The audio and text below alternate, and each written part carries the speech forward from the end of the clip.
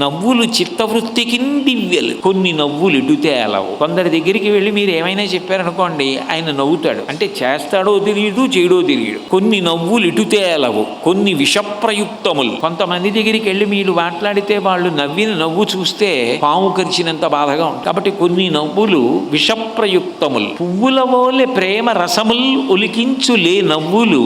పువ్వులు ఎలా అయితే తేనె ఒలికిస్తాయో అట్లా మంచి ప్రేమని పంచిపెట్టేటటువంటి శుద్ధమైన నవ్వు ఉంటుంది. సుందరకాండలో సీతమ్మ నవ్వితే వాల్మీకి మహర్షి అంటారు, తృణమంతరత కృత్వా ప్రత్యువాచ శుచిస్మిత అంటారు. శుచిస్మిత, శుద్ధమైన నవ్వు. అందులో ఏ వెటకారం ఉండదు, ఏ వేళాకోళం ఉండదు. అవతల వారి పట్ల పరమ ప్రేమతో నవ్వేటటువంటి నవ్వు. అటువంటి విశుద్ధమైన నవ్వులు సర్వదుఃఖదమనంబులు. అవి అట్లా నవ్వగలిగిన వ్యక్తి దగ్గర కూర్చున్నా, అట్లా నవ్వించగలిగిన వారి దగ్గర కూర్చున్నా దుఃఖాన్ని మనిషి మరిచిపోతాడు.